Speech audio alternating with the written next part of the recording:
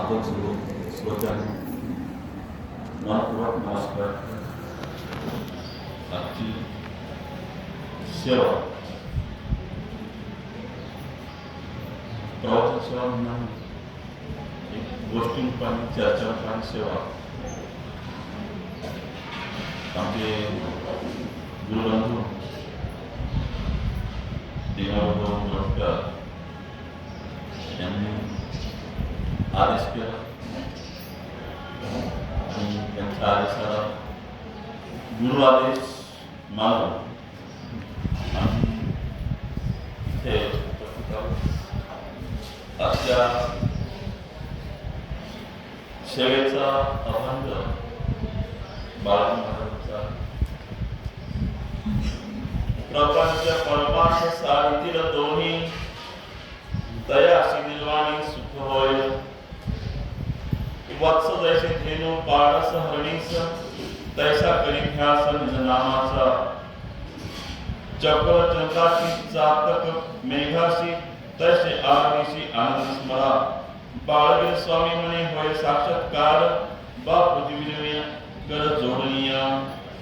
प्रपंच परमार्थी परमार्थ साधीतील दोन्ही दयाशी निर्वाणी सुख होय. प्रस्तुत अभंग याचा पहिला चरण प्रपंच परमार्थ साधीतील दोन्ही.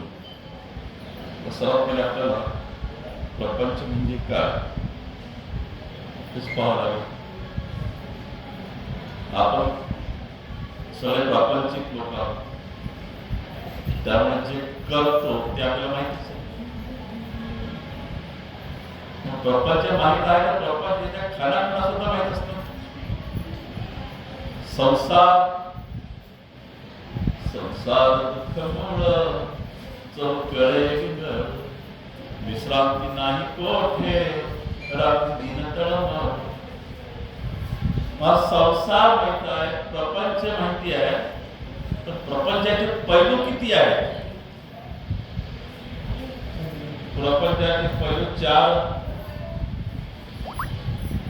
पहिला पैलू व्यवहार, दुसरा पैलू कुटुंब, तिसरा पैलू नाती सोयरे आणि चौथा पैलू समाज आणि मित्रवय. चार पैलू या प्रपंचाचे आहेत. पहिला पैलू व्यवहार. प्रपंच व्यवहार कोण नाही करत, व्यवहार कोण नाही करत, सगळेच व्यवहार. जोडून या धन उत्तम व्यवहार नाही. मग आपण सगळे प्रपंच करतो, व्यवहार करतो. आणि हा व्यवहार करत असताना आपण त्या ठिकाणी वैश्य जे चार वर्ण आहे, मनुस्मृतीमध्ये जे चार वर्ण सांगितलेले आहेत ते चार वर्ण आपण अंगीकारतो. म्हणजे आपण सकाळी जेव्हा उठतो तेव्हा आपण क्षुद्र होतो. सकाळी उठतो आपण स्वतः साफ करतो. शाळेला जातो, स्वतः दिसतो, स्वतः सुंदर जातो, स्वतःच्या आईवर स्वतः करतो, घर स्वच्छ करतो. आणि आपण जेव्हा पूजा अर्चा करतो तेव्हा आपण ब्राह्मण होतो, विप्र होतो. चतुर्वर्ण सांगतोय एका व्यक्तीमध्ये 4 वर्ण कसे असतात. आणि जेव्हा आपण बाजारात जातो, भाजीवाल्यासोबत भाडो भाजी घेतो, तो म्हणते 4 रुपये पाव, आपण म्हणतो 3 रुपये पाव. तर काय तिथे आपण व्यवहार जाऊ, व्यापारी आपण वैश्य जाऊ. आणि जेव्हा आपण जर आपल्याला संकट आला, आपल्या घरावर संकट आला, तेव्हा आपण जो बाहेर पोचतो तेव्हा आपण क्षत्रिय जाऊ. म्हणजे 4ही वर्ण आपल्यामध्ये आहे आणि 4ही वर्णामध्ये निरनिराळ्या प्रकारचा प्रपंच आहे. सकाळचा प्रपंच स्वच्छतेचा, दुसरा प्रपंच साधनेचा, आणि तिसरा प्रपंच व्यवहाराचा, चौथा प्रपंच शास्त्र धर्माचा. मग हे पैलू वेगळे आहेत, हे पैलू वेगळे आहेत, प्रपंचाचे पैलू वेगळे आहेत. प्रपंच हा शब्द निरनिराळ्या ठिकाणी निरनिराळ्या पद्धतीने वापरला जातो. ईश्वर रचेला प्रपंच हा प्रपंच कोण रचला, म्हणजे हा संसार कोण रचला. संसार पूर्ण सृष्टी, जी कर्मसृष्टी पूर्ण आहे त्यामध्ये सगळे झाले. साधू आले, साधक आले, सृष्टी आले, मुनी आले, सगळे त्या सृष्टी कर्मसृष्टीमध्ये जे आले ते सगळे आले. ते कर्मसृष्टीमध्ये ते सुद्धा ईश्वराच्या प्रपंचाचे भाग आहे. मग ईश्वरीय प्रपंच, आता मानवी प्रपंच. मानवी प्रपंच काय असतो? दुर्योधने रचलेला प्रपंच तो होय महाभारत. दुर्योधनाने प्रपंच रचला, तो प्रपंच वेगळा, कूटनीतीचा प्रपंच. आणि जेव्हा आपण प्रत्यक्षात प्रपंच करतो त्यामध्ये आपण कुटुंब येतं, बायका, पोरं, नातू, आपले सोयरे, कुटुंब, व्यवहार येतो. तेव्हा आपण खऱ्या अर्थाने प्रपंच करतो. आपल्याला या प्रपंचाबद्दल बघायचं, ईश्वराच्या प्रपंचाबद्दल आपल्याला काही बघायचं नाही. ईश्वराचा प्रपंच ईश्वराजवळ, देवाचा प्रपंच देवाजवळ. मानवी प्रपंच, मानवी प्रपंच काय म्हणतो? प्रपंच परमार्थ साधित दोन्ही. आता संसार करून परमार्थ साधावा असं अनेक संतांनी केलं. तुकाराम महाराज संसार केला आणि परमार्थ. एकनाथ महाराज, नामदेव महाराज, रामकृष्ण परमहंस या सर्वांनी प्रपंच केला आणि सोबत परमार्थ पण केला. मग प्रपंचकरिता कर्म अर्थाने धरावे नाम संत सांगती सोपा धर्म तारक हेची आनंद. प्रपंचकरिता कर्म, प्रपंची जेव्हा आपण कर्म करतो आपल्या कर्माला आपण महत्व देतो, कर्माला महत्व देतो. कर्मण्येवाधिकार असते मा फलेषु कदाचन मा कर्म फलहेतुर्भुर् मा ते सर्वोच्च कर्मणि. मग त्या फळावर कर्म करत जा आणि त्या फळावर आपला काही अधिकार नाही असं गीतेमध्ये सांगितलं. त्या फळावर काही अधिकार, फळाची आशा करू नको असं म्हटलेलं आहे गीतेमध्ये. संसार सागर तरा नामे लावारे धरा भय जाई धारा सारा कृपे देवदत्ताच्या. मग आता हा संसार करताना, प्रपंच करताना परमार्थ कसा साधावा, परमार्थ साधावा लागेल. अनेक संतांनी जर परमार्थ केला असेल, प्रपंच सारखा सारखा, संसार सारखा सारखा जर परमार्थ केला असेल तर आपल्याला जमणार नाही.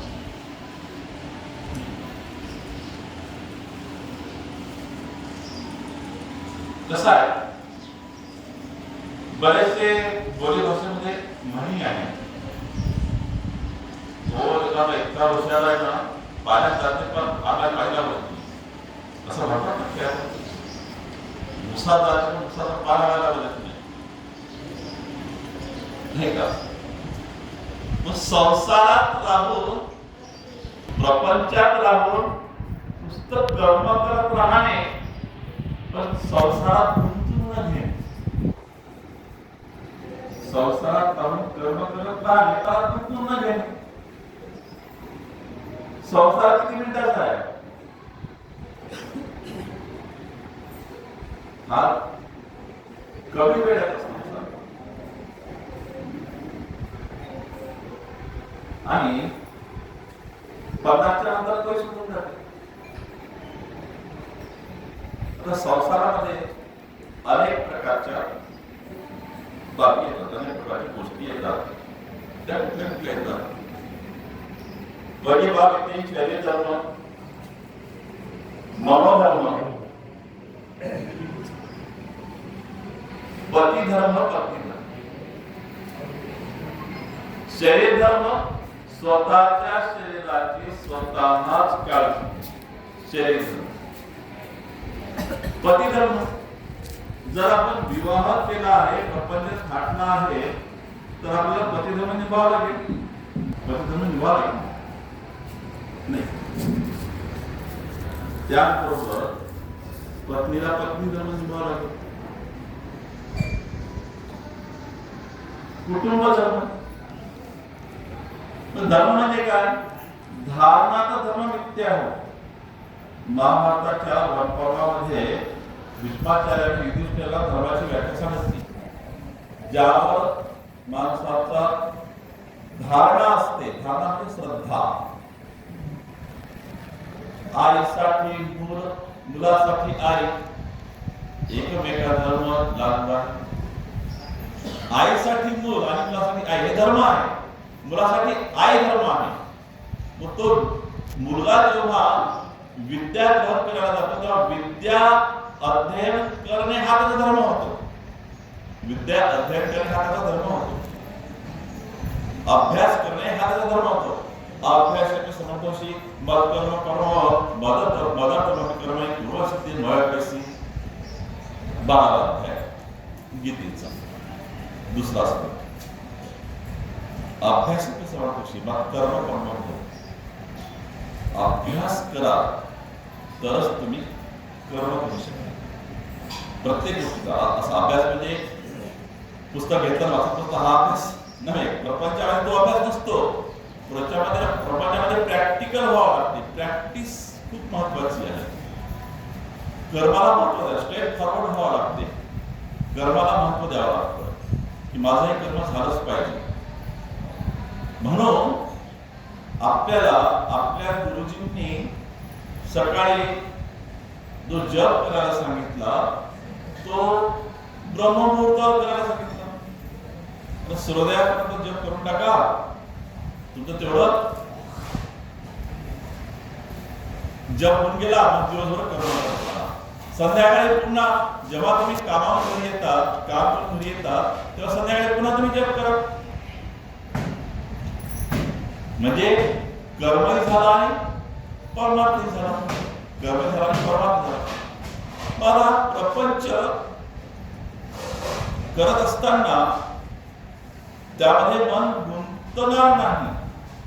प्रपंचामध्ये मन गुंतणार नाही यासाठी काय करावं लागेल? त्यासाठी आपल्याला स्वतःला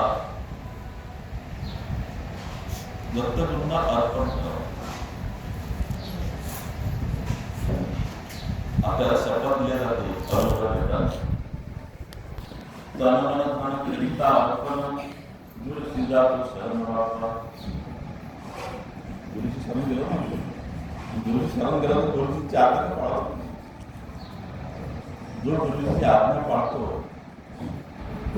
ती शपथ तुम्हाला वारंवार आठवावी लागेल ती शपथ आठवावी लागेल शपथ फक्त एकदा घेतली आणि विसरून गेलो असं चालणार नाही आपल्याला ती आठवावी लागेल ती सतत मनात तेव्हाच राहिली पाहिजे एकदा शपथ घेतली की विसरला असं चालणार नाही प्रपंच करत असताना आता प्रपंच थोडा बाजूला ठेवतो परमार्थ आता प्रपंच आपल्याला समजला तुम्ही सगळे करता आपण सगळे करतो मी पण प्रापंचिक आहे तुम्ही पण प्रापंचिक आहात मी प्रपंच करतो आहे व्यवहार करतो आहे नाही का कुटुंब धर्म पाळतो आहे मग आता परमार्थ काय म्हणतो परम अर्थ ज्याला पर अर्थ आहे परज्ञान म्हणतो ना तसं पर अर्थ ज्याला पर अर्थ आहे सूक्ष्म आहे जो सूक्ष्मातीत आहे निर्गुण आहे आणि निराकार परमार्थाचे अनेक पैलू आहेत कोणी नुसतं जप करत असेल भक्ती करत असेल हा एक पैलू झाला कोणी दान करत असेल स्वतःच्या होत काहीच नाही जप तर होत नाही गुरु सेवाच करतात मग जेव्हा असे कार्यक्रम असतात अशा ठिकाणी ते त्यांचा त्यांचा अर्थ देऊन टाकतात त्यांचा पैसा देतात मग हा प्रमाण जेव्हा एखादा साधक भक्ती करतो तेव्हा त्याची सेवा करणे जेव्हा जप त्या साधकाचा झाला असेल त्या नाम धारकाचा झाला असेल त्याचा अर्थ फक्त याला म्हणतो सेवा करणे म्हणून जप करताना सेवा पण घेऊ नये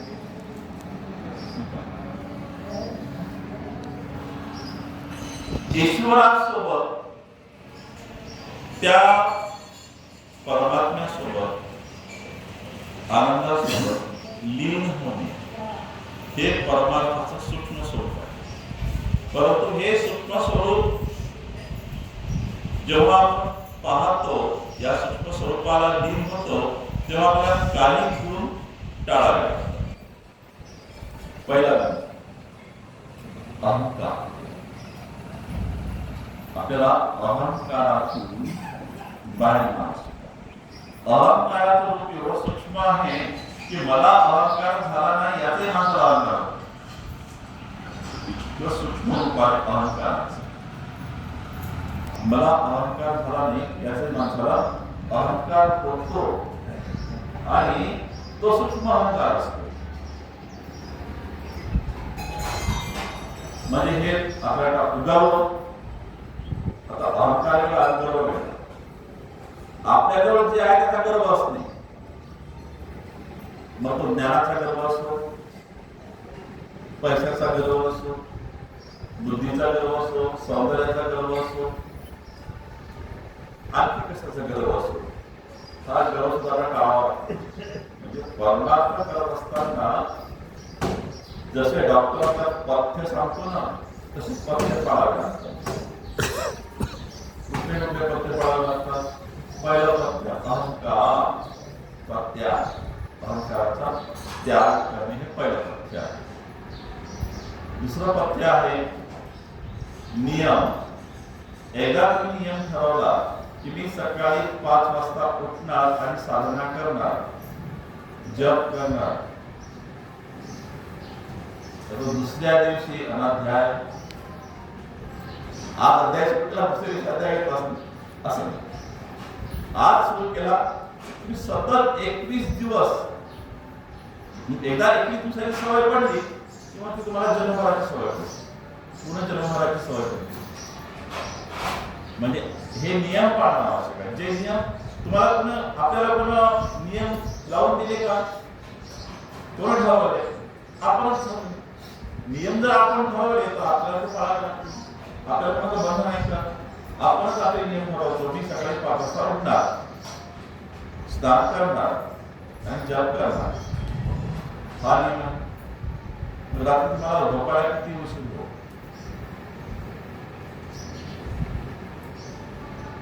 आणि ते सांगतो ते आणतो म्हणून सांगतो. जे करतो ते सांगतो, जे करतो ते सांगतो. बाहेरून येऊन कितीही उशीर हो, मला घटनेत केल्या पाहिजे. 12 वाजता 1 वाजून जे आचरणात आणावे तेथे करावे, जेथे करावे तेथे सांगावे. नाही, जे आचरणात आपण तेच करतो, जे जे करतो ते सांगतो. म्हणजे सांगण्याचा अधिकार त्याला आहे जो करतो, सांगण्याचा अधिकार त्याला आहे जो कसा वागतो, म्हणून तो सांगतो. मग नियम केले, नियम पाळले. तिसरा आहे तुमचं खानपान, डाएट, जेवण.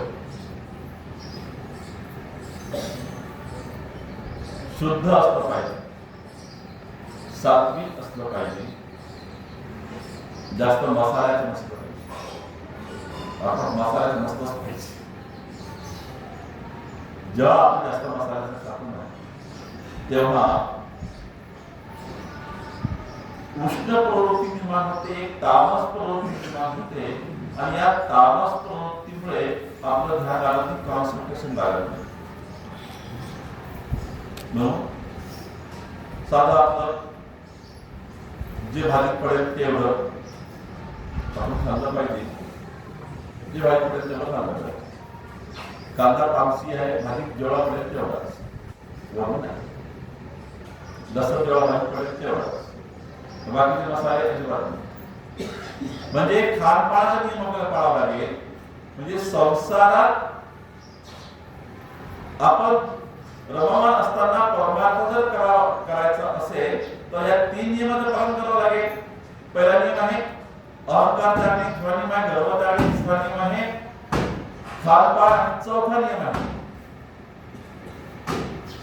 आहे मला माझ्यासोबत जसा व्यवहार आवडतो तसा व्यवहार मी दुसऱ्यासोबत करतो. मला शिव्या ऐकणं आवडत असतं तर मी शिव्या देऊ. शिव्या ऐकणं मला आवडेल का? शिव्या ऐकणं मला आवडेल का? नाही. पण मला जर स्तुती आवडत असेल तर मी दुसरी स्तुती करेल.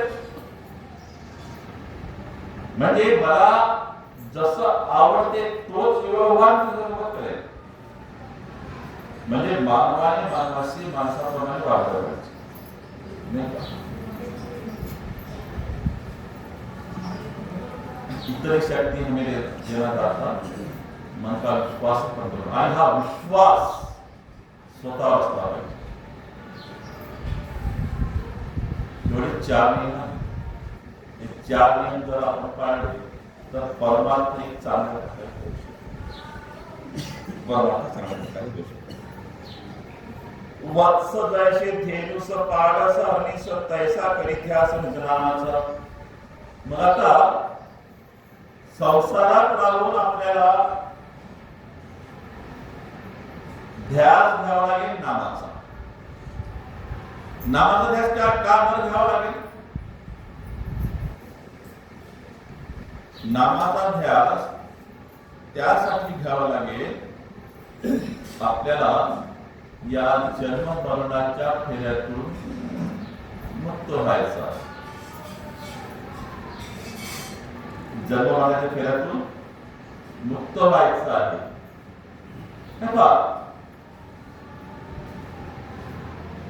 मी अनेक पंथांचा अभ्यास केला, अनेक धर्मांचा अभ्यास केला, 4 धर्मांचा अभ्यास केला, 7 ते 8 पंथांचा अभ्यास केला.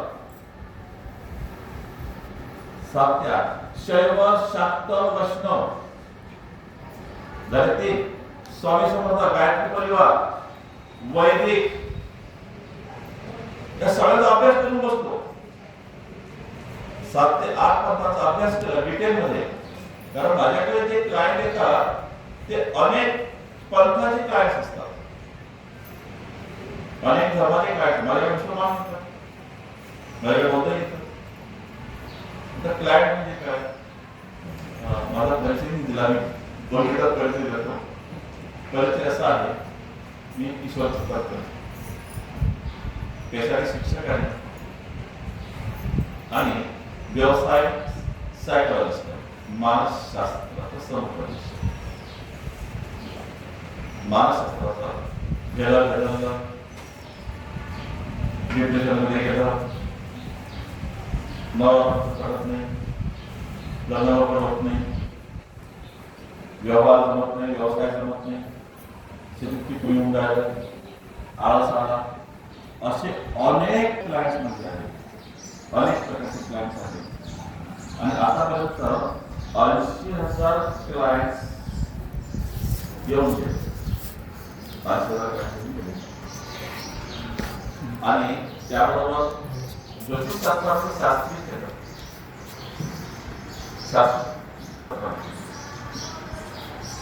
तर अनेक धर्माचे अनेक प्रकारचे क्लायंट्स येतात आणि हे या क्लायंटला मला त्यांच्या पंथाच सांगावं लागतं. आणि सगळे लोक गुंतून राहतात. विषय काय आहे? ध्यास धरावा नामाचा. मी हे का बोलतोय सांगतो तुम्हाला. जेव्हा हे क्लायंट होतात, एवढे गुंतलेले असतात, एवढे गुंतलेले असतात, एवढे मायेमध्ये गुंतलेले असतात, जीवन करायला आलेले असतात. आता आम्ही जीवन करत आहोत, विचार केला, हो सर हा जप करू का, सर मी विधी करू का, सर हे पूजा करू का, सर ते पूजा करू का. म्हणजे अनेक प्रकारच्या पूजाला विचारतात. आणि हिंदू धर्मात एकही पूजा केव्हा येत नाही. हिंदू धर्मात एकही पूजा केव्हा येत नाही. तर सांगावं लागेल त्याला, समाजाला सांगावं लागते. आणि मग जेव्हा तो त्या मायेत, त्या पूजेच्या मायेत अडकतो ना, आणि तेव्हा त्याला इतर दाखवा मायेत अडकला लागते. म्हणजे त्या व्यक्तीला पहिले घुसरण्या घेऊ द्या लागतात. जेव्हा तो घुसरण्या खाते तेव्हा तो येते कसं तुझं वाढतच चाललं, समस्या सहज झाली, पण त्यात गुंतलो. मग त्याला म्हणते आता तुला जर खरोखर यातून मुक्ती पाहिजे असेल, या सगळ्या माया जाळातून मुक्ती पाहिजे असेल, तर तुला तिच्या नावाचा ध्यास धरावा लागेल. का आतापर्यंत जेवढं केलं आणि आता जेवढं प्रयत्न नाही, एखाद्या मात्र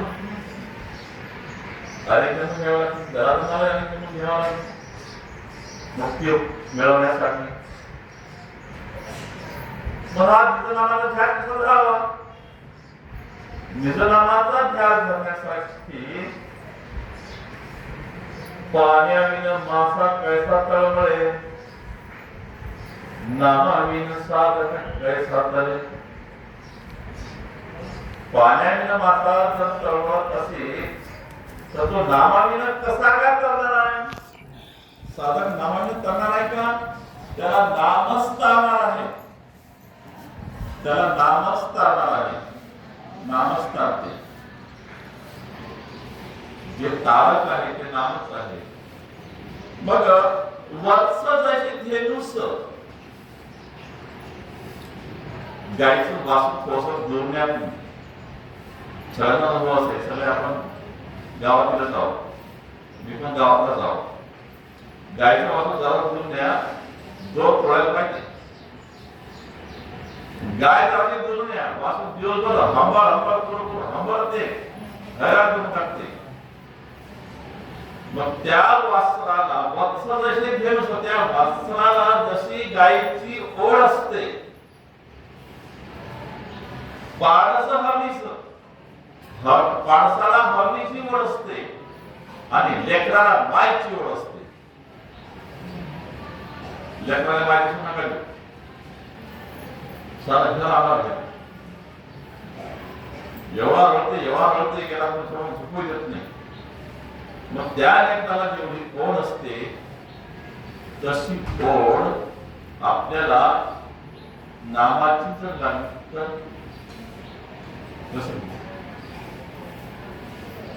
कसं लागू द्यावं ना.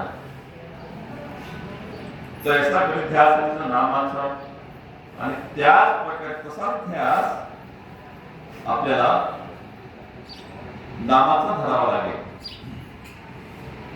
काम करताना काम करा,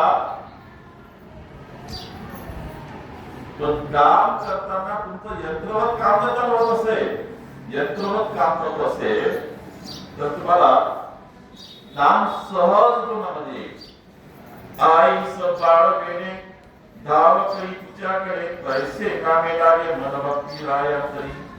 देह बाळ प्रपंची चित्त राय आनंदे नाम विकार जीव भय मुक्त.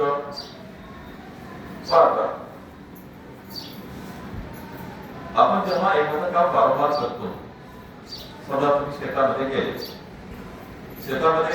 आणि तुम्ही वारंवार काम करत आहात, वारंवार काम करता, एकच काम वारंवार करत आहात, तुम्हाला डोकं लावायची गरज आहे का? चित्त लावायची गरज आहे का? आता कोणतंही काम घ्या, आपल्या भगिनी जेव्हा स्वयंपाक करतात तेव्हा त्या लहानपणा म्हणून पोळ्या करत आलेल्या आहेत. पोळी करायला विचार करायला लागते का डोक्यात? पोळ्या करताना नाम दिलं तर काय वाईट? ध्यास घ्यावा नामाचा, नाही का? यथावत धेनु नेती स्नेहबद्धो दिने दिने तया नामनी स्थिर चित्त भक्त भवतारक. म्हणजे ज्या कामाची आपल्याला सवय पडलेली आहे, ज्या कामाची सवय पडलेली आहे, त्या सवयीच्या कामाने गावामध्ये जर आपण नामाचा ध्यास घेतला तर कामही होईल आणि नाम करता येईल. मग म्हणजे त्या नामात नारायण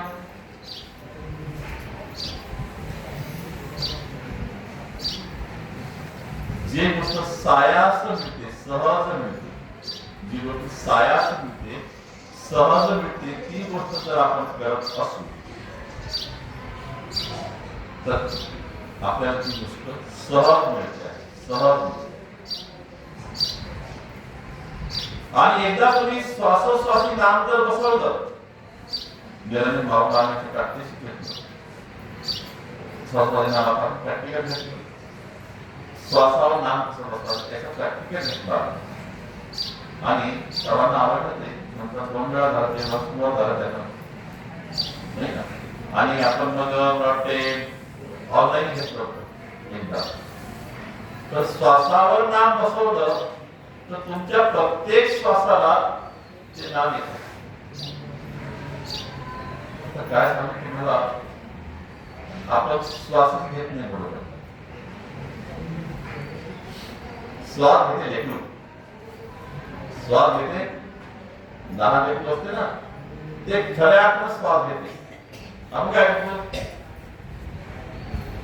इतपत जाते आपला श्वास, पुन्हा ऑक्सिजन वापरला जात नाही, पुन्हा ऑक्सिजन वापरल्या जात नाही. श्वास कसा घेतला पाहिजे, आपलं पोट फुगलं पाहिजे, छाती फुगली पाहिजे, त्याला म्हणतात श्वास देणे. मग हा श्वास देताना एक नाम होत नाही का? किमान रोज 128 श्वास तरी एवढे घ्या.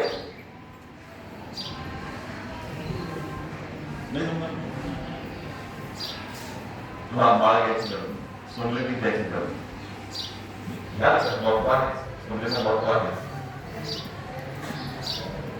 चकोर चंद्राशी सार्थक मेघाची तैशावनीची आनंद स्मरा.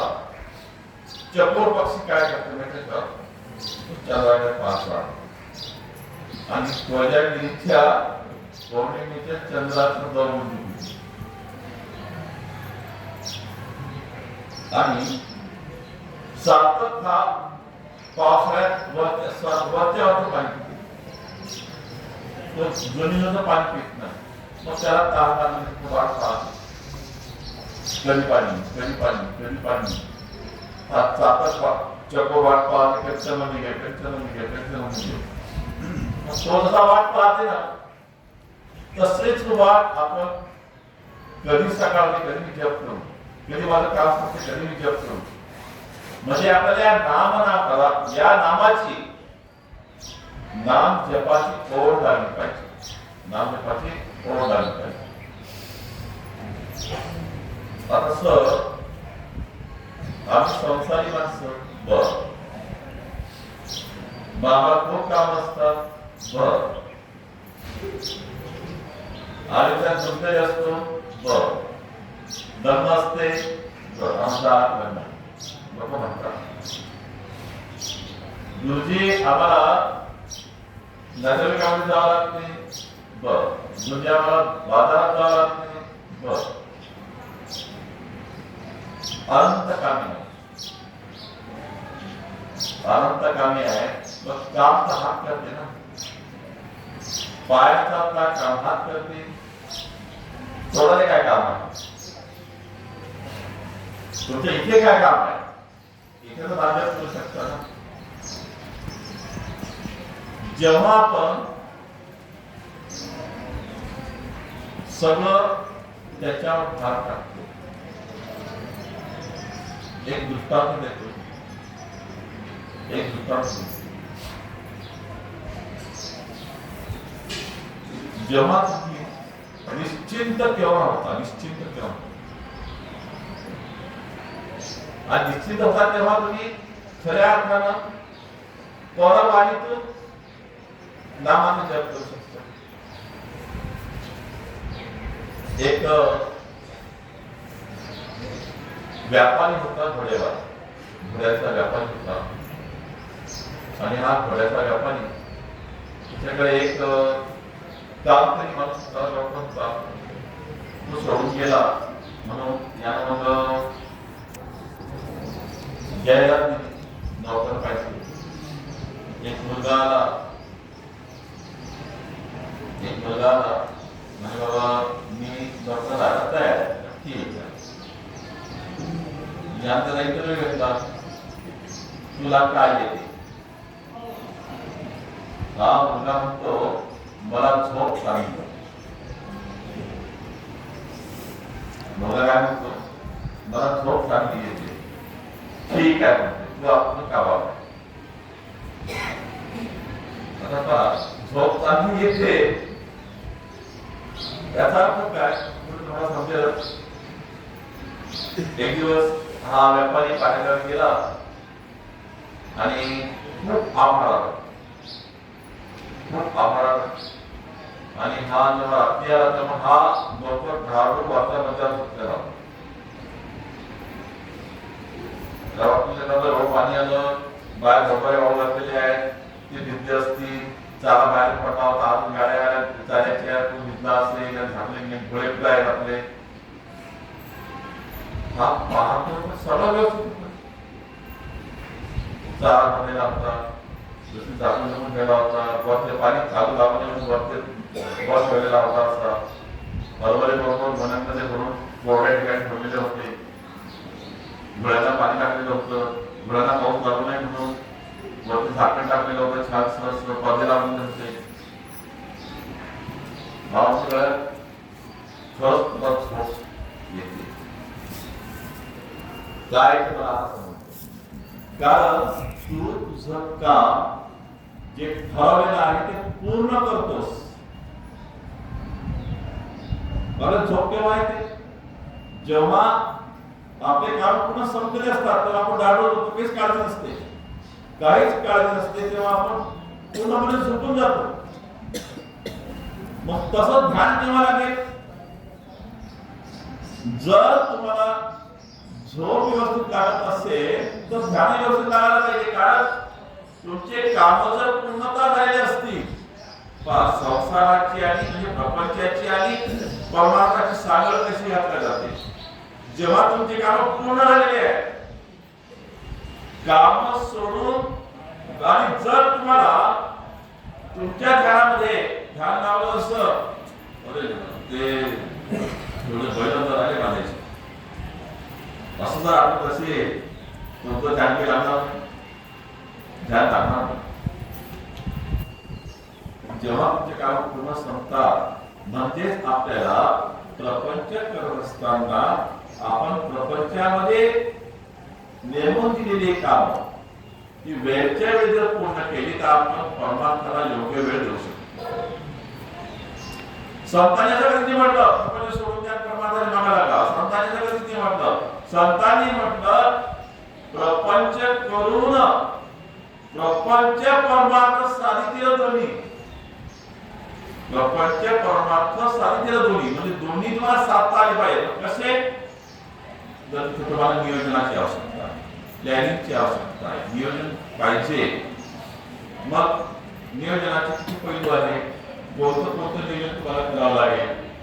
तुम्हाला पहिले तुमचं आर्थिक नियोजन करावं लागेल, पैशाचं नियोजन करावं लागेल,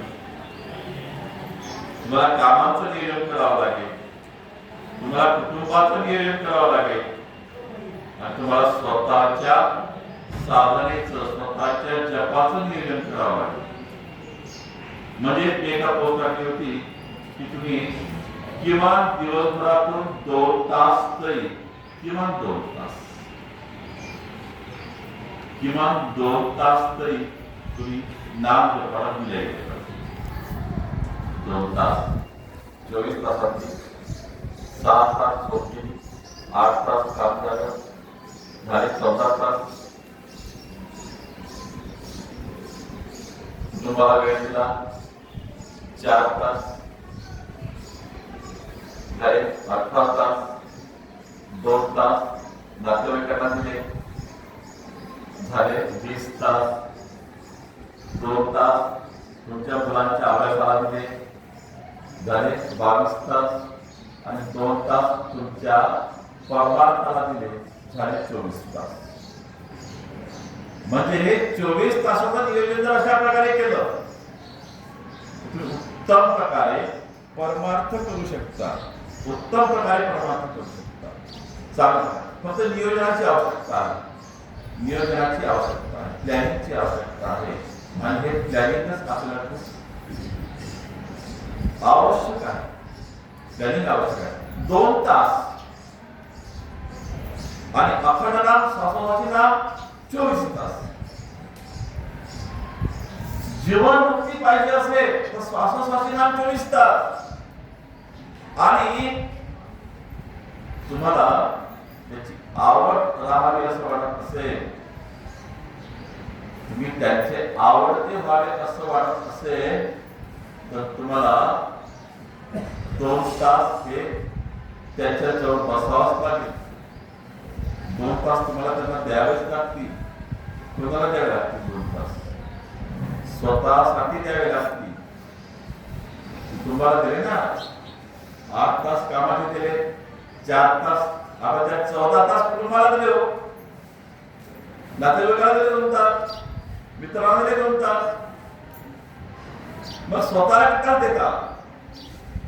स्वतःला 2च तास द्यावे लागतील. स्वतःला 2च तास द्यावे लागतील. तेव्हा तुम्हाला प्रपंच आणि परमार्थाची सांगड घालता येईल. प्रपंच आणि परमार्थाची सांगड तेव्हाच घालता येईल जेव्हा तुम्हाला श्वासोश्वासी नाम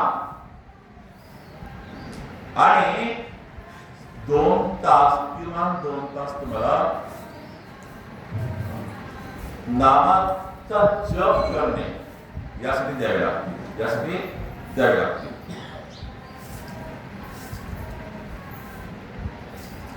आता जेव्हा आपण कर्म करतो, तेव्हा कर्म करत असताना आणि प्रपंचामध्ये कर्म करत असताना असं कधी होते का प्रपंच करतो आहे परमार्थ करतो आहे सोबत होईल का?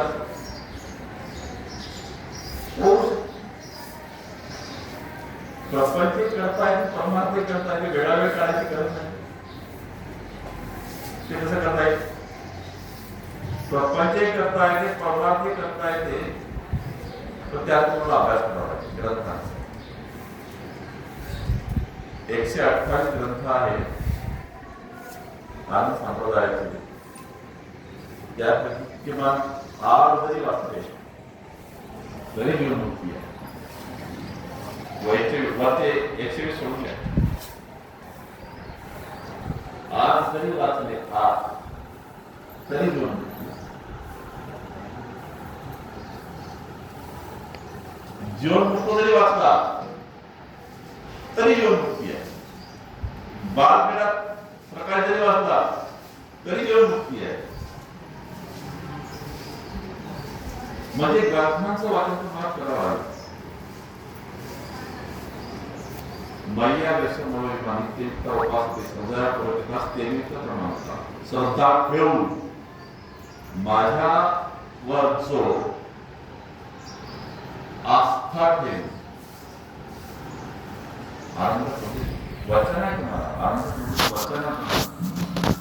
ग्रंथात वाचून घ्यायला वचन आहे. त्यांनी वचन दिले तुम्हाला, तुम्ही त्यांना काही वचन देता. त्यांनी तुम्हाला वचन दिले असते की मी तुला जीवनमुक्त करतो. संतांनी सांगितलं आपल्याला आणि प्रभूच्या माध्यमातून, संतांच्या माध्यमातून आनंद प्रभूने सांगितलं. संत जे सांगतात ते कोण सांगते? आपण काय म्हणतो? जे जे संत सांगत ते आनंद प्रभूचे, म्हणजे आनंद प्रभूच्या आनंद प्रभूचे विचार, आनंद प्रभूने दिलेलं वचन संतांच्या मुखातून आपल्यापर्यंत पोहोचत असेल तर आपल्याला बाळी महाराज, चंद्रभारती महाराज, आपले गुरुदेव बनवासी महाराज, त्या गुरूंच्या वचनावर आपल्याला लक्ष ठेवावं. गुरूंच्या वचनावर आपल्याला लक्ष ठेवावं लागेल. त्यांचं वचन आपल्याला अंगीकारावं लागेल. जसं आपण विद्यार्थ्यांकडून वचन आम्ही करून घेतो शाळेमध्ये, कर बघून पाठ, कर बघून पाठ, कर बघून पाठ. नुसतं पाठ करून चालते काय? नाही चालत. नुसतं पाठ करून चालत नाही. ते अंगीकारावं लागते. अंगीकाराव करण्यासाठी काय लागते? ती प्रॅक्टिस करावी लागते, त्याचं प्रात्यक्षिक करावं लागेल. आणि प्रात्यक्षिक करत असताना आपल्याला काय करावं लागेल? ईश्वरीय दृष्टिकोन ठेव. नामाचा दृष्टिकोन ठेव. प्रत्येक नामाचा अर्थ डोक्यात ठेव. तसं प्रात्यक्षिक करावं. नुसतं जर मी नाम जपतो आहे, जेव्हा तुम्ही प्रात्यक्षिक करता आणि प्रात्यक्षिक करण्यासाठी तुम्ही श्वासोश्वासी नाम बसवता, तेव्हा तुम्हाला ते नाम प्रत्यक्षात तुमच्या शरीरामध्ये भिन्न पाहिजे, तुम्हाला ते धारण झालं पाहिजे, धारण करता आलं पाहिजे. आणि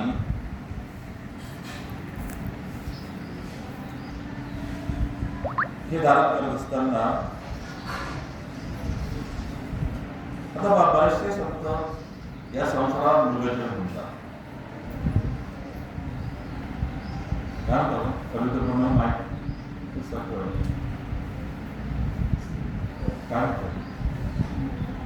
कविता आतमध्ये म्हणतो ना, आभास, आभास म्हणतो. आभास जसे आभास म्हणतो. आभास म्हणजे खरं काय? मी तुमच्यासमोर बसलेला आहे, खरं आहे का? तुम्ही माझ्यासमोर खरं आहे का?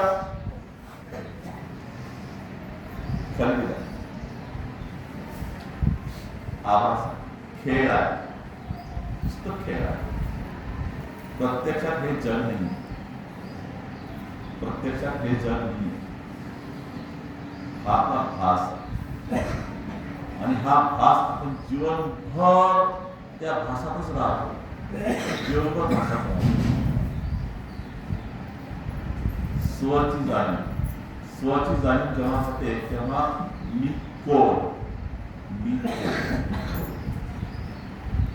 जेव्हा आपण मी कोण हे ओळखतो ना तेव्हा कळते अरे यार तर भाषा मला आत्मा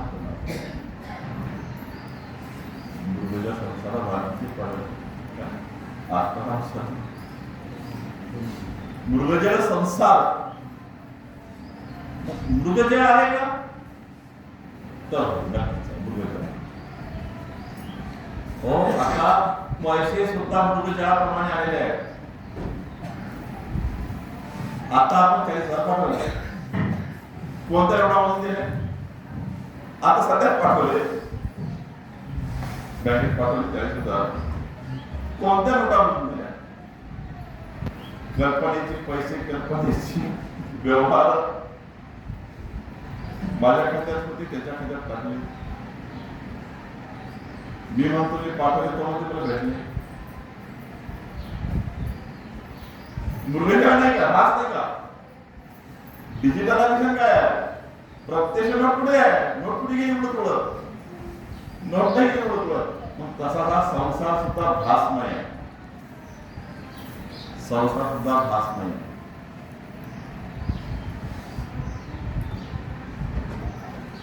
एखाद्या वेळेस जर आपल्याला वेळ मिळाला तुम्हाला हा भास कसा असतो हा भास कसा असतो ते प्रॅक्टिकल घेऊ आपण आमचे मित्र सुनील देशमुख ॲडव्होकेट देशमुख आमचे मित्र लखनऊ साहेब हे सुद्धा त्या भासमय जगाचं प्रॅक्टिकल करून दाखवू शकतात भासमय जगाचं प्रॅक्टिकल की हा भास कसा आहे म्हणजे तुम्ही इथे बसलेले आहात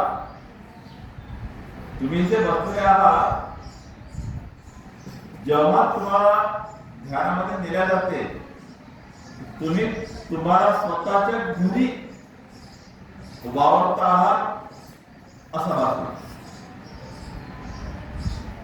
स्वतःच्या घरी वावरतात असं आपण ते प्रॅक्टिस केलं होतं तिथे आपण पुढे गेलो होतो आनंदपूरकडे गेलो होतो तिथे आपण प्रकाशमय आनंदपूरचं दर्शन घेतलं प्रकाशमय आनंदपूरचं दर्शन घेतलं प्रत्यक्षात घेतलं शेवटी मेणदादांनी म्हटलं की बाबा हे भास आहे गुरुजी तुमच्याकडे भास उभा केला प्रत्यक्ष आनंदपूर तुम्हाला भेटले नाही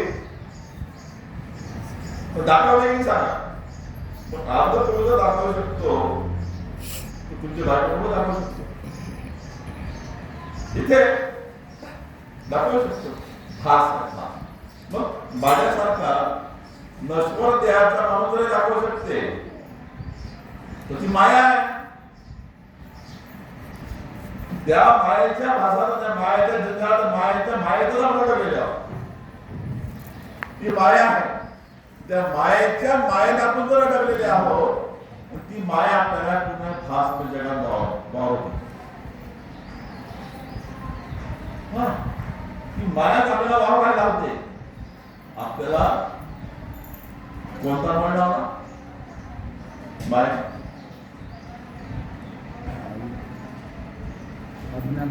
अज्ञान मळ लावला म्हणजे आपण या ठिकाणी अज्ञानी आहोत हो आम्ही एवढे ग्रंथ वाचले आम्ही एवढे ग्रंथ वाचले खूप ज्ञानी झालो स्वतः विषयी ज्ञान आलं का मी कुठून आलो कसा आलो कशा प्रकारे आलो कोण आलो का आलो किती प्रश्न विचारायचे स्वतःला 4 प्रश्न विचारायचे मी कुठून आलो कसा आलो का आलो आणि काय करायचं हे 4 प्रश्न विचारा तुमचा भास तुमची माया निघून जाईल आणि जेव्हा आपण माझी आई होती त्यावेळेस माझ्या आई नेहमी म्हणायची 8-10 वर्षाच्या तिला आई जाऊन सुद्धा आईला नेहमी म्हणायचं काय आपण एक घर करतो यापासून हे माझं घर आहे हे माझं जमीन आहे हे माझे पैसे आहेत हे माझं सोनं आहे हे माझं चांदी आहे हे माझं प्रॉपर्टी आहे पण हे तर आपण जिथून आलो ना त्याच्यामध्ये काहीच नाही आपण जिथून आलो इथे आपण शिक्षा भोगायला आलो. मी जसं आवाज आई म्हणायचो, आपण इथे शिक्षा भोगायला आलो आणि आपल्याला शिक्षा भोगण्यासाठी मनुष्य देह का दिला, तर बाबा तू शिक्षा भोग, पहिले भोगून टाक आणि त्या भोगा बरोबरच तू दत्तप्रभूच्या चरणीला आगमन करून घे. पटकन बाबा जेव्हा इकडे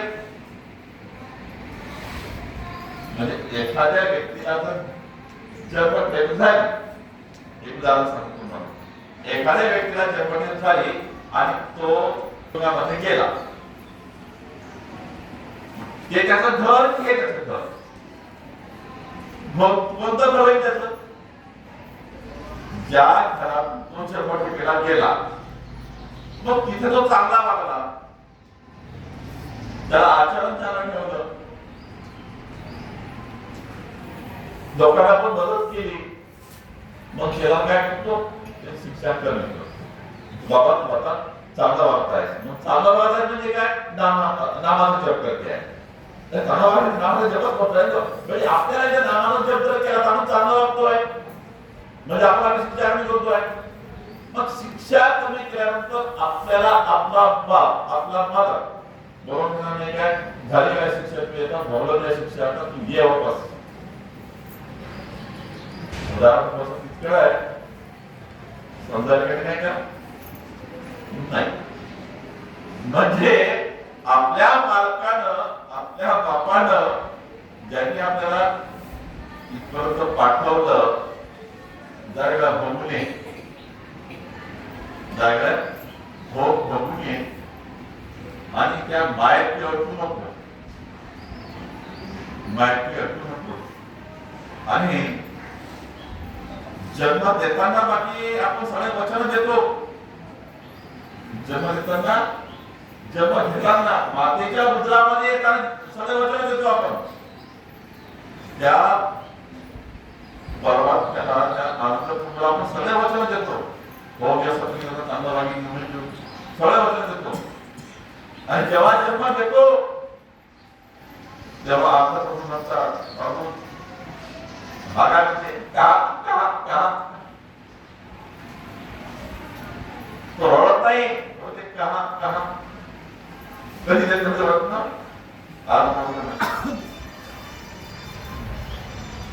रडत नाही, तो वचन झेडतात. आणि जे बालक रडत नाही, जेव्हा पाहिजे मुस्लिम मान्य असते, वचन दिल्यावरती चांगला वाईट असतात, शिक्षा भोगणार आम्ही येतात, शिक्षा भोगणार आम्ही येतात. म्हणजे आपण वचन देऊन इथे आलो, कर्मसृष्टीवर आपण वचन देऊन आलो, त्या वचनाचं पालन करण्यासाठी आपल्याला ते वचन आठवावे लागतील ना. प्रपंचात जर आलो आपण, प्रपंच जर आपल्या पाठीशी लावून दिला असेल किंवा लागला असेल किंवा लावून घेतला असेल, तिन्ही गोष्टीचा शक्यता असू शकते. लावला असेल, लावून घेतला असेल किंवा लागला असेल, तिन्ही गोष्टी शक्यता काय थांबू शकते की आपल्याला प्रपंचात टाकत असतात की हो बाबा प्रपंच हो, शिक्षा हो, यायचे तुझ्या खर्च आहे, एखादं ठरवून टाक, मोलीवरला खर्च कर, मोलावरला खर्च कर, या शिकव, एका वेळेला लाख रुपये खर्च कर, राम दे का, बैलासारखे काम कर, नाही का. म्हणजे आपण जेव्हा इथे येतो तेव्हा काहीतरी वचन देऊन आलो, मी आता चांगला वागी. मग इथे आल्यानंतर आपण ते वचनाचं पालन, काय काय वचन दिली ती आठवावं लागेल आपल्याला. कसे आठवते, गुरु कुठली सेवा दाखवेन, हे सांगितलं आपलं. गुरुच्या दोन्ही अंगठ्यावर डोकं ठेवा, गुरुच्या दोन्ही अंगठ्यावर डोकं ठेवा आणि उजव्या अंगठ्यावर थोडासा दाब द्या. गुरूंच्या विद्यार्थ्यांमध्ये आपल्या शिष्यासाठी, आपल्या चेल्यासाठी, आपल्या विद्यार्थ्यासाठी अनलिमिटेड पोटेन्शियल असते आणि हेच आपल्या मार्गदर्शनात घडते. जर तुम्हाला खरोखर प्रपंच आणि परमार्थ सोबत करायचा असेल तर एक गुरुजी म्हणून सांगतो, मला गुरुजी म्हणतात, सहकार्य लोक म्हणतात, गुरुजी म्हणतात, गुरुजी सांगतो, आईच्या उजव्या पायाचा अभ्यास आणि ज्या गुरुकडून अनुभव घेतला मंत्र नाम देणे आणि नाम कानात सांगणे जन्मस्पर्धा फरक आहे. जेव्हा गुरुजी नाम कानात सांगतात आणि तुमच्या मारतात तेव्हा तुमच्या ब्रह्मरंध्रापर्यंत ते नाम जाते. ब्रह्मरंध्रापर्यंत इथे आणि ब्रह्मरंध्रातून प्रत्येक अवयवापर्यंत ते पोहोचते. प्रत्येक अवयवापर्यंत पोहोचते, प्रत्येक ग्रंथीपर्यंत पोहोचते. 108 एनर्जी सेंटर्स आपल्या शरीरामध्ये आहेत. एनर्जी सेंटर म्हणजे काय? बलस्थान. 108 बलस्थान आपल्या शरीरामध्ये आहेत. त्यातील 7 बलस्थान हे पॉवरफुल आहेत. 7 बलस्थान पॉवरफुल आहेत आणि त्या 108 बलस्थानापर्यंत ते नाम पोहोचते आणि तुमच्या त्या बलस्थानाला पॉवरफुल करते. जसा तुम्ही जग वाढवाल तसं ते बलस्थान पॉवरफुल राहतात आणि तुम्हाला त्याची अनुभूती येत राहते. मी स्वतः अनुभूती घेतलेली आहे, प्रत्यक्ष अनुभूती तिथे राहून सांगतो आहे. मी माझं बोलतो, मी जे सांगतो, जे आचरतो तेच सांगतो. जे मी करत नाही ते तुम्हाला सांगणारच नाही, जे करतो तेच सांगणार आहे. आमचे मित्र याला साक्षी आहे की खरोखर गुरुजी जे सांगतात तेच करतात, जे करतात तेच सांगतात. प्रत्यक्षाच्या प्रत्येक गोष्टीची अनुभूती घेतलेली आहे की गुरुजींनी नाम दिल्यानंतर जेव्हा काळामध्ये अंतर्वादात काळामध्ये परमार्थापर्यंत जाते म्हणजेच तिथं आपला पुनर्जन्म असतो.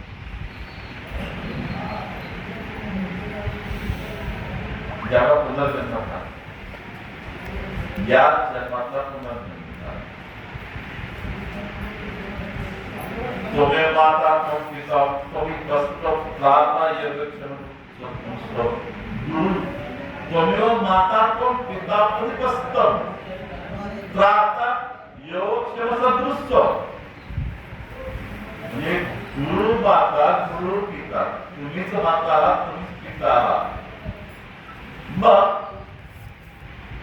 आपल्या जन्मदात्या आईच्या उजव्या पायाच्या अंगठ्यामध्ये जर आपल्यासाठी अनलिमिटेड पोटेन्शियल आहे, त्या अंगठ्याचं बरेच वेळा सांगत असतो,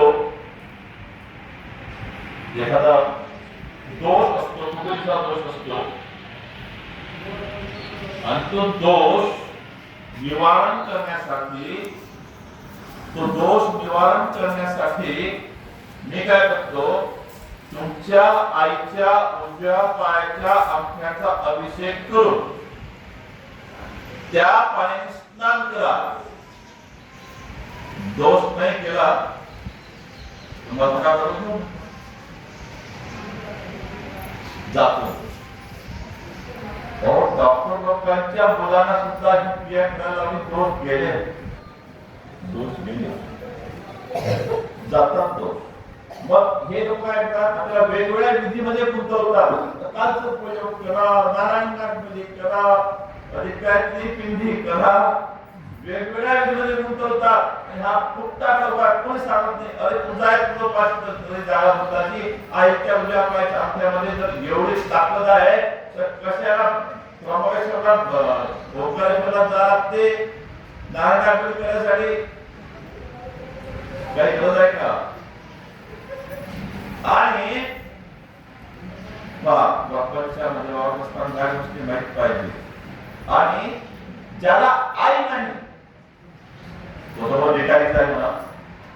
मी पण आता त्याचा देतो, कारण स्वामी जगाचा आई ठिकाणी तो 4 दिवस करून भिकारी मला लागेल ना आमची आई गेली आणि मग भिकारी झालो. पण आपण सणात कधी झालो, सणात कधी झालो, आई गेली पण गुरु आले, आई गेली पण गुरु आले. काय म्हणतो मी, त्वमेव माता त्वं पिता बुद्धिवस्तव, ज्याच्या चरणी गुरु माताही आहे पिताही आहे, ज्याच्या चरणी माताही आहे पिताही आहे, दोन्ही एकाच ठिकाणचे भेटत असते त्याचे वेगळे स्वरण पुढे आहे, दोन्ही एका ठिकाणी भेटत असतील तर नाही का.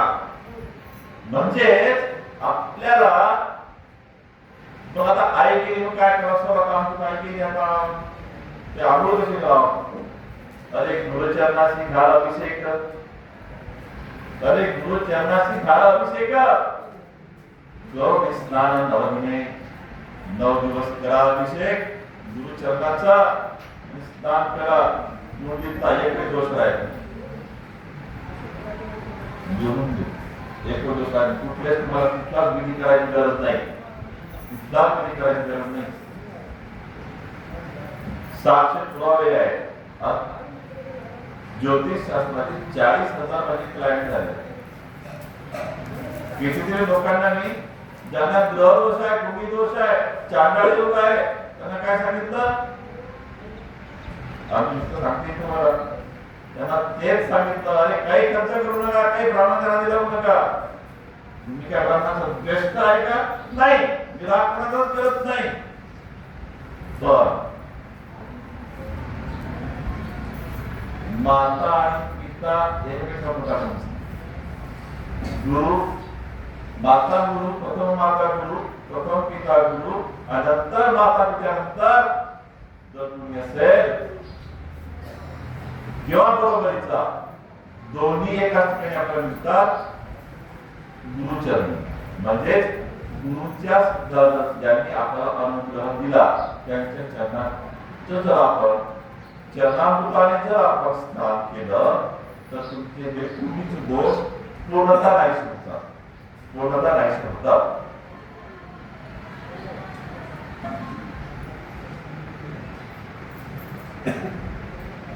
संसाराचे फेरे किती जन्म घेरे, कर्माची ही दोरी घट्ट बांधे. संसाराचे फेरे किती जन्म घेतले, नाही माहित ना, जन्म आपण घेतो ना. या मायेनं आपल्याला मळ लावला आणि पूर्ण विसरायला भाग पाडला. आपल्याला मागचा जन्म काय लहानपण आठवत नाही. आम्ही केला 2 जन्मात जाण्याचा प्रयत्न केला,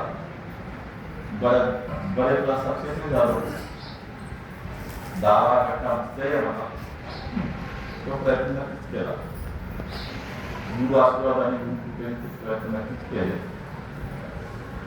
मिळाले काही उदाहरण, मिळाले काही संकेत, मिळाले काही, म्हणजे स्वजन्माची ओळख पटवण्यासाठी, स्वजन्माची ओळख पटवण्यासाठी तुम्हाला खरोखर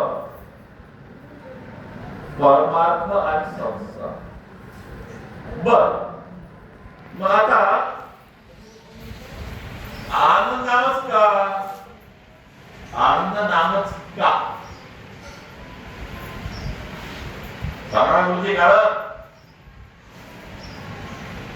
तुम्ही आनंद नाम कोण घ्यायचं असतात, दुसरं कोणता राहतं, आम्हाला हे आवडतं आम्ही घेतो, ठीक आहे बाबा. पण कसं आहे,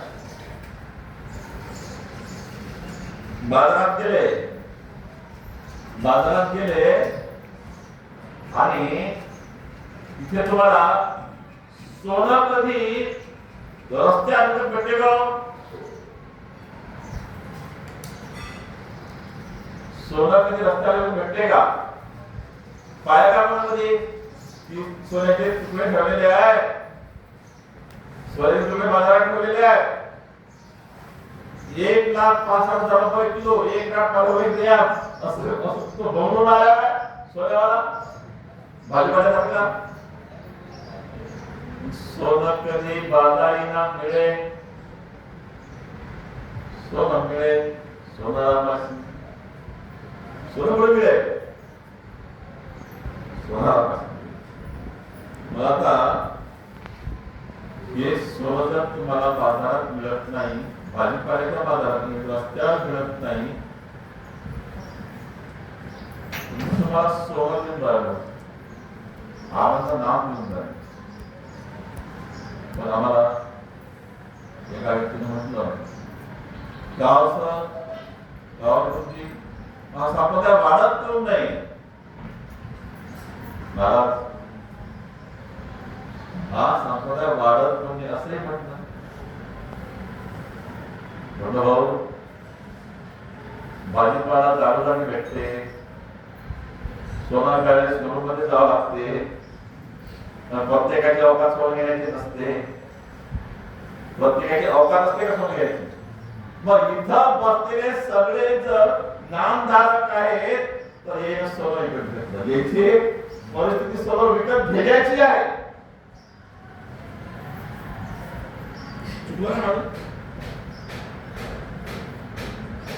म्हटलं मग ज्याची अवकाश सोनं विकत घ्यायची तोच सोनं विकत घे. त्याला सोन्याचे जे खरेदीदार आहेत पण जे आहेत ते एवढे श्रीमंत आहेत, भक्तिभावाने श्रीमंत आहेत. श्रीमंत लोक पैशाची असते काय? नाही. श्रीमंती भक्तिभावाची असते, श्रीमंती मनाची असते, श्रीमंती ज्ञानाची असते, श्रीमंती रूपाची असते, श्रीमंती अन्नदानाची असते. मग तुम्हाला कोणी विचारलं समजा गाव संप्रदाय का वाढत नाही, तुम्हाला माहितच नाही. वाढत नाही काय करोडो लोक आहेत, लाखो नाही म्हणत. संप्रदाय संप्रदाय करोडो लोक आहेत. पण पूर्ण भारतामध्ये परदेशातही आहे, परदेशातही आहे. म्हणून हे ज्याच्या संचितात आहे ना त्यालाच भेटते, ज्याच्या नशिबात आहे ना त्यालाच भेटते, ज्याची परिस्थिती आहे त्यालाच भेटते. याला मी सोनं म्हणते. सोनं येऊन फार कमी आहे ना, त्याला आलं नावाकडे सोने काहीच नाही. पण आता आपण जर आपल्या या प्रापंचिक जगामध्ये जर सोनं महत्वाचं मानतो तर आपल्याला हे सुधारण द्यावं लागेल ना. सुधारण देता येईल का? नाही ना. म्हणून प्रपंच आणि परमार्थ जो सोबत सोबत घेऊन चालतो तो खरा. मग आता प्रश्न बोलतो की आमचे गुरु महाराज प्रापंचिक नाही, हे सांगितले ते नामाचा प्रपंच, नामाचा प्रमार्थ करतात आणि नामच खातात, नामच पितात. त्यांना कुठला आला आपल्यासारखा प्रपंच नाही का? म्हणजे जो नामाची प्रपंच करेल तो नामाचा परमार्थ करेल, तोच खरा भक्त या पृथ्वीवरील जायचे का प्रार्थना ज्ञानसूत्रमध्ये म्हटलेलं आहे नाही का? ज्ञानसूत्रात म्हटलेलं आहे. नामाचं वर्णन करताना, नाम जपाचं वर्णन करताना ज्ञानसूत्रामध्ये नक्कीच म्हटलेलं आहे जो नामाची प्रपंच करेल.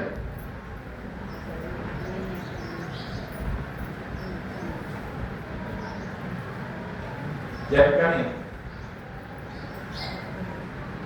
आपण नामाची मोठी प्रपंच आणि परमार्थ यावर विवेचन ऐकलं. यावर काही प्रश्न असतील तर आपण 5 प्रश्न घेऊ. 5 प्रश्न मला जर मित्रांनो माझी सचवली बुद्धी पाहून तर नक्कीच विचारू शकता. मी प्रयत्न नक्कीच करेन गुरु कृपे करून, आणि जर मला मिळाला तर यांच्यामधून ते उत्तर देतील. आपण प्रश्न उत्तर घ्यायचे का? घ्यायचे. 1-5 मिनिटात घेऊ का? नक्की विचार.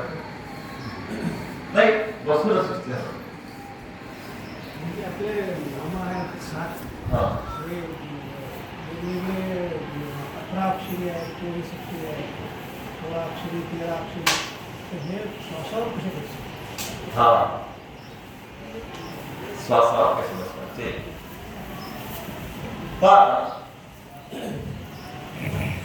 प्रश्न घेणार आहोत. 5 प्रश्न घेणार आहोत.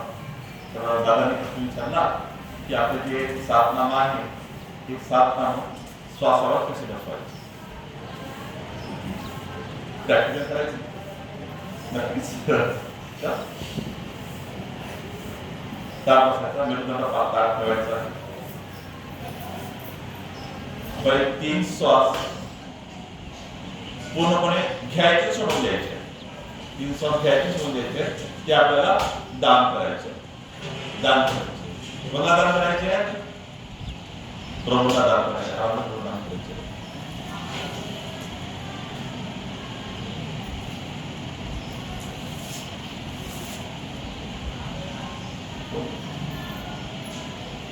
आता पहिला श्वास घ्या आणि पहिलं नाम श्वास घेईपर्यंत ते नाम पुरलं पाहिजे. एवढं तुम्हाला घ्यावं लागेल. इतका लांब श्वास घ्यावा लागेल. पोट भरून श्वास घ्या. घ्या श्वास घ्या. इथपर्यंत जाऊ द्या. नाम संपलं. श्वास बंद. श्वास रोका. नाम घ्या पुन्हा. नाम संपलं. हळूहळू श्वास सोडा. नाम घे.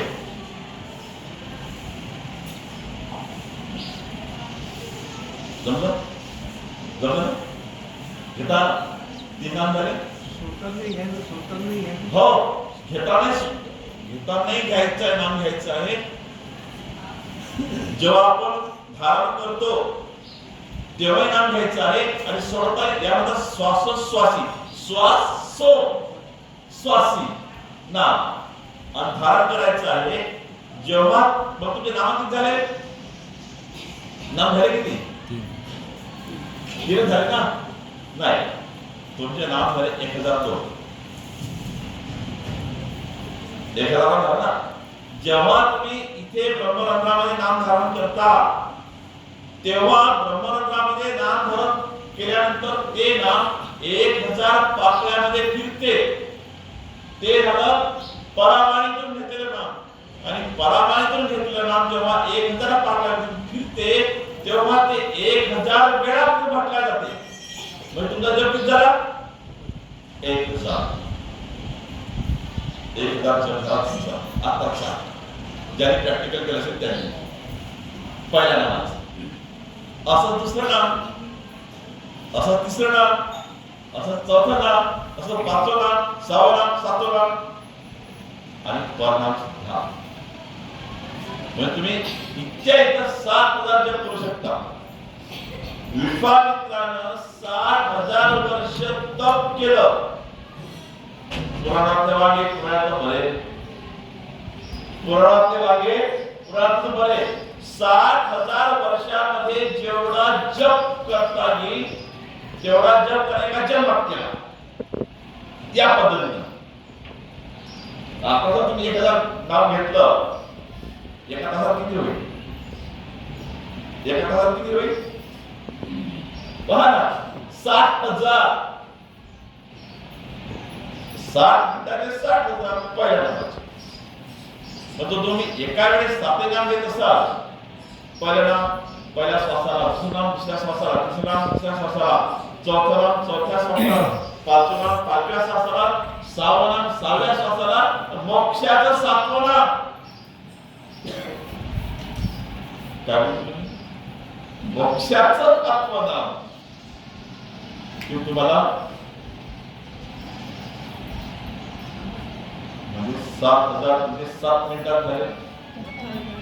मग 7 × 49 म्हणजे जर 49 मिनिटं केलं म्हणजे 49,000 जप झाला.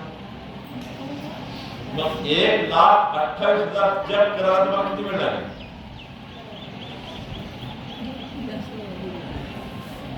18 दिवस. 18 दिवस, फक्त 18 दिवस. 18 दिवसामध्ये तुम्ही गुरुजींना 1,28,000 जप करून देता. तेही या पद्धतीनं किती वेळा? रोज फक्त 1 तास. रोज फक्त 1 तास. मग मी जे 2 तास सांगितले ते 2 तास मी चुकी सांगितले का? 1 तास सप्तनामासाठी आणि 1 तास गुरुच्या ध्यानासाठी, दत्तप्रभूच्या ध्यानासाठी. मग ध्यान कसं करा? मी एका ग्रुपवर बसलो होतं, एका साधारण विचारलं होतं, एका नामधारकाने विचारलं होतं, सोन्याच्या मूर्तीचं करायचं की चांदीच्या मूर्तीचं करायचं की प्लॅटिनमच्या मूर्तीचं करायचं? काय बघायचं अन्याय आहे. अरे जर तुम्हाला ध्यानच करायला प्रत्यक्ष करा ना. ते सोनं चांदी तांबूळ पुन्हा काय मला मागता? याची गरज नाही. ना सोन्याचा ना तांब्याचा ना चांदीचा, प्रत्यक्ष दत्त गुरु, प्रत्यक्ष आनंद मूर्ती, निर्गुण निराकार प्रकाशमय, प्रकाशामध्ये प्रकाशमय मूर्ती पा आपली पद्धती, पूजा पद्धतीमध्ये जे वर्णन केलेलं आहे पान नंबर 42 ते 72 पूर्ण वर्णन आहे. 42 ते 72 पर्यंत पूर्ण वर्णन आहे.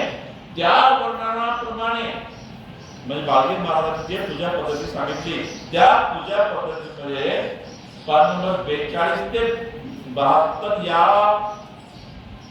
पेज नंबर प्रमाणे जर तुम्ही ते वर्णन ऐकलं, डोक्यात ठेवलं, तेच वर्णन तुम्ही ध्यान करून फक्त श्वास मध्यमगती ठेवायची.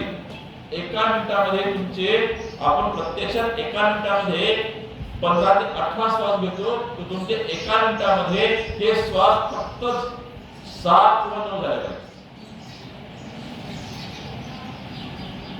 1 मिनिटामध्ये मी 3 श्वास घेतो.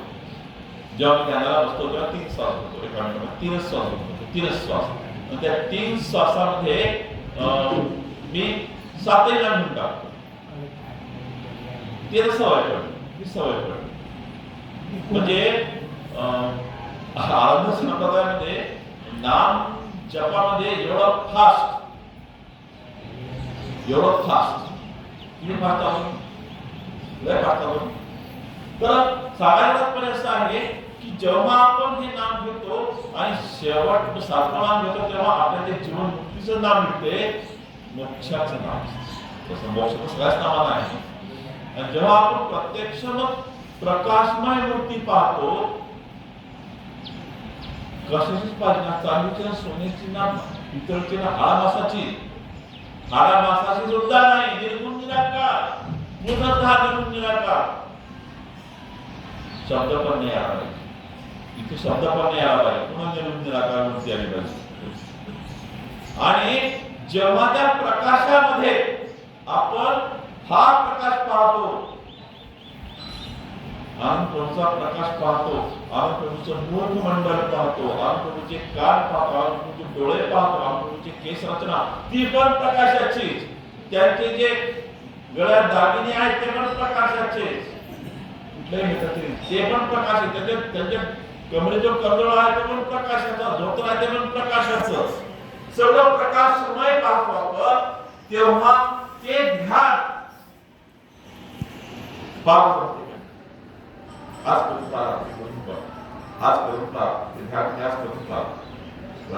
प्रकाशमय वाटलं. जर पूजा पद्धती असेल तर त्या पूजा पद्धती नक्कीच वाचा. त्या पूजा पद्धतीमध्ये प्रकाशाष्टकच्या आधी प्रकाशाष्टकपासून कळा. त्यानंतर प्रकाशाष्टकच्या आधी जेव्हा आपण ते वाचतो आणि वाचायचं डोक्यात ठेवा आणि त्याचप्रमाणे ध्यान लावा. तुम्हाला प्रभूचं दर्शन भास नाही. आता ध्यान करता भास नाही, भास आपणाव. आता आपल्याला भासमय जगातून प्रत्यक्ष निर्गुण जगामध्ये जायचं आहे. दत्तप्रभूच्या आनंदप्रभूच्या जगामध्ये जायचं आहे. किती दिवस कर्मसूत्री विचारण करायचं? किती दिवस कर्मसूत्री विचारण करायचं? अरे या जन्मात राहून कर्मसूत्री विकास सुट्ट्या पार करा ना. जाण्यापर्यंत जाऊ शकता. सगळेच्या सगळे पद ओलांडून जाऊ शकता 1 तासात. जाऊ शकता, प्रयत्न करा. जर नाही जमलं तर आपण ऑनलाईन प्रवचन घेऊ, प्रॅक्टिकल घेऊ, एवढ्या लोकांचं नाही जमलं आपण ऑनलाईन घेऊ. हा बुधवार घेऊ शकतो. आता गुरुची आज्ञा आपल्याला घ्यावी लागेल, गुरुची आज्ञा घ्यावी लागेल. कारण गुरुची आज्ञेशिवाय काहीच करत किंवा मला म्हणजे ध्यानानंतरी आज्ञा घेतो. गुरुची करतो बाबा सांगा बरं, गुरुची आज्ञा घ्यावी लागते. गुरुची आज्ञेशिवाय काही नाही. इतर लोक गुरुची आज्ञा घेऊन बसतो, गुरुची आज्ञा आल्यावर मी तर बसतो, काय करतो चुपचाप बसतो, काही बरोबर केली. गुरुची आज्ञा घेतली ना त्याबरोबर गुरुची आज्ञेशिवाय काही नाही. म्हणजे एवढं गुरुचं महत्व आहे. मग गुरुच्या आज्ञापायाच्या आज्ञेच्या अभिषेकाच्या स्नानानंतर तुमचं दोष नाहीसे होत असतील त्या गुरुच्या त्या व्यवस्थेमध्ये किती ताकद असेल आणि हीच ताकद आपल्याला गुरुची जन्मभर देत राहतात, जन्मांतर देत राहतात. या जन्मात तुम्ही आनंद प्रभूच्या चरणी लागले, या जन्मात तुम्ही आनंद प्रभूला मिळाले, तुम्हाला नाम जर मिळालं असेल, या जन्मात मिळालं आहे म्हणजे तुमचं पूर्वजन्माचं संचित आहे. उशिरा असेल तर उशिरा मिळालं असेल, उशिरा तेव्हा तुम्ही उशिरा मार्ग लागले असाल, उशिरा तुम्ही प्राप्त झालं असेल. लवकर आता आमचे दिगंबर भाऊ आहेत, हे रडलेच नाम घेऊन पाळण्याचा सेवा नाम ऐकलं. ज्या व्यक्तीला पाळण्यात नाम ऐकलं त्याच्यासाठी काय असेल संचित असते, प्रत्येकाला संचित असते नाही का, प्रत्येकाला संचित असते. मग हे जन्मांतर असते. म्हणजे आधीच्या जन्मामध्ये म्हणजे पास्ट रिग्रेशन म्हणतो आपण, या आधीच्या जन्मामध्ये जेव्हा आपण डोकावतो तेव्हा मी खरोखर मागच्या जन्मात काय केलं असेल आप बघायचं आहे. तुमच्या डोळ्यासमोर दृश्यच आहे बरोबर का, प्रॅक्टिकल करून पहा. मी प्रॅक्टिकल जास्त भर देत असतो.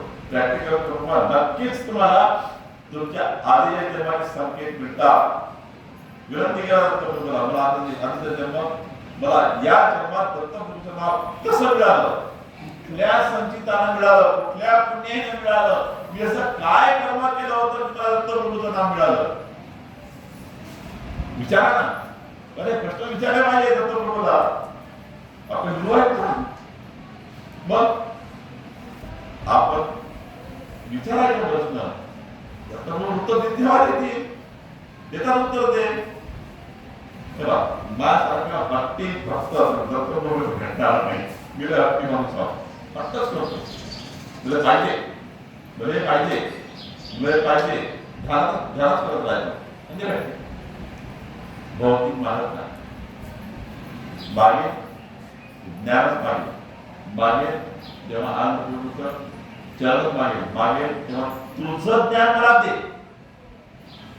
ते मला ज्ञान प्राप्त करायचं, ते मला ज्ञान प्राप्त करायचं. आणि हे ज्ञान प्राप्त जेव्हा माणसाला मिळते तेव्हा खऱ्या अर्थानं आपला जन्म हा सार्थक होतो. मग आपण या जन्मात जर आपला एखादा कोटी जन्म होत असेल म्हणजे जन्म आणखी एखादा कोटी होईल, आणखी काय 2-3 जन्म घेऊ, पण जाऊ तर आपण दत्तप्रभूच्या शेवटी मोक्षालाच ना. आपल्यासाठी या यमाच्या दूताचे आणि दत्तप्रभूच्या दूताचे भांडण होतात. मला जीवन मुक्ती मध्ये पाहिलं जेव्हा आपला जीव तिकडे न्यायसाठी इकडे न्यायचा, जेव्हा दत्तप्रभूचं ध्यान आपण करतो तेव्हा आपल्यावर अधिकार सांगायला जेव्हा दत्तप्रभूचे दूत येतात आणि यांच्याकडून हिसकून घेतात, पहिली गोष्ट तर त्याच्याकडून याचा अधिकारच नाही. जेव्हा दूताला आनंद भक्ताला न्यायचा अधिकारच नाही. कोण्या तोंडाने नेतील, कोण्या तोंडाने नेतील नाही का. मग जेव्हा प्रयत्न करतात तेव्हा इथं तर येते म्हणजे हकालपट्टी होऊन जाते. मग सन्मानाला आपल्याला केल्या जाते, सन्मानाला दिल्या जाते. सन्मान तो एक मोठा विषय आहे. जीवाचे जीवन मुक्तीचे विचार हा एक मोठा विषय आहे. तो विषय आपण एखाद्या वेळेस पाहू, असे संजय भेटत तो विषय आपण घेऊन टाकू. नक्कीच जीवन मुक्तीच्या विचाराचा हा विषय आहे. कसं कुठल्या पदातून जातो, कुठली पदं आपल्याला पार करावी लागतात, ते पार करताना आपण कसे जातो. मग पुन्हा आपण जर आपलं संचित असेल आणि जर आपला नामजप झाला असेल तर आपण पुन्हा कशी जन्माला येतो. मग पुन्हा आपण त्याच जन्मात येऊन बरोबर जे राहिलेला आपला जन्म आहे तो कसा पूर्ण करतो आणि पुन्हा आपण जातो. पुन्हा म्हणजे कधी कधी आपल्याला 3-4 जन्म घ्यावे लागतात जीवनमुक्तीसाठी, मोक्षासाठी 3-4 जन्म घ्यावे लागतात. या जन्मात मी आता जप करतो, भक्कम करतो, खूप मोठा झाला, त्याच्यामध्ये अहंकार झाला, जीवनमुक्ती नाही. तुमचा किती जप झाला याचे डोक्याला काही घेणं नाही, तुमच्या जवळ ठेवा. सांगू नाही याला सांगायचं. तुम्ही सांगितलं की समुद्राचा अर्धा केला, तुम्ही जर तुमचा जप केला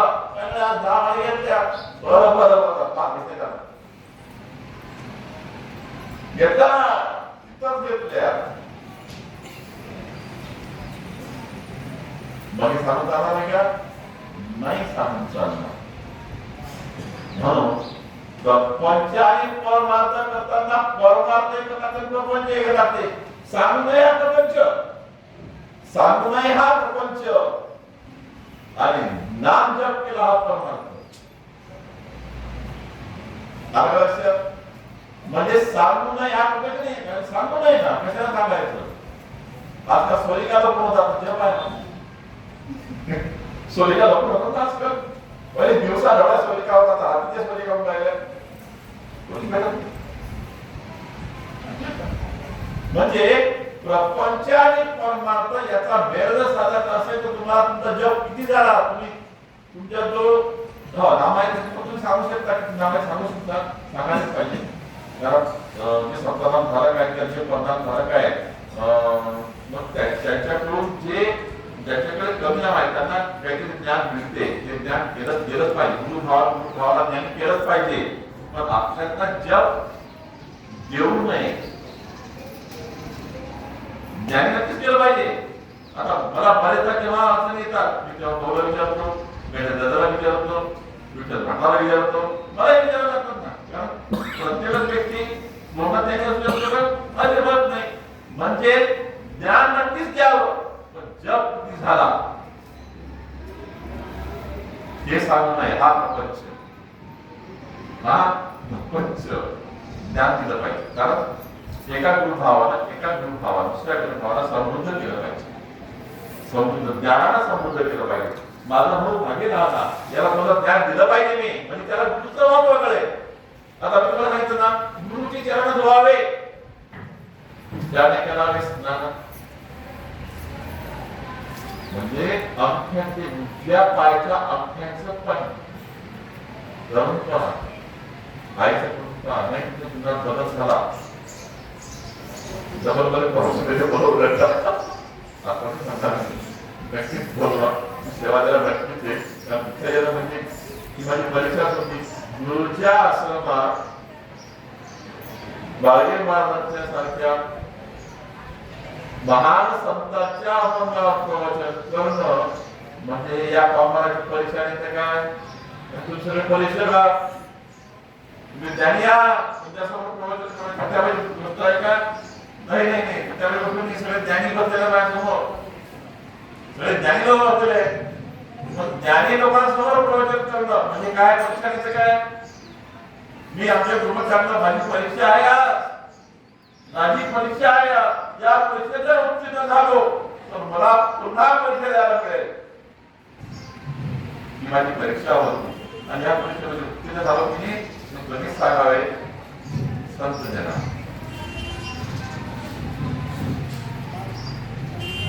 आनंद निधन श्री गुरुदेव दत्त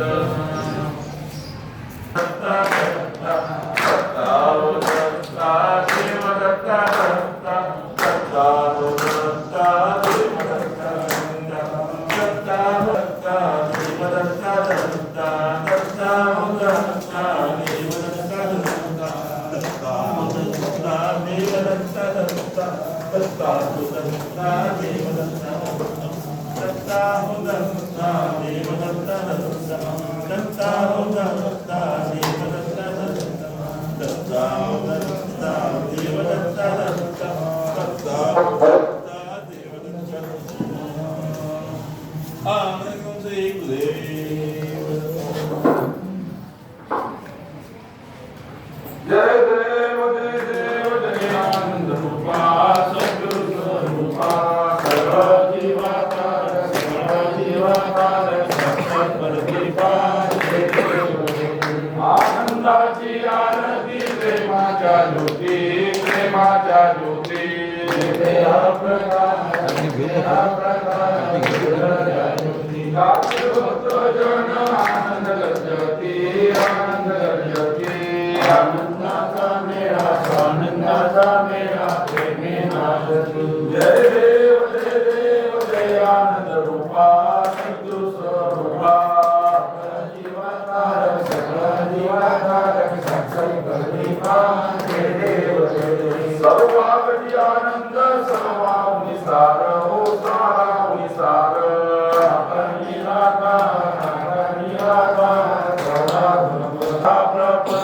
जैसे आवाज संसार भ्रांतीचे पडळ हो भ्रांतीचे पडळ आत्माराम शरण परम केवळ जय देव जय आनंद रूपा सद्गुरु स्वरूपा जीवाकारक सत्कृपा जय देव श्री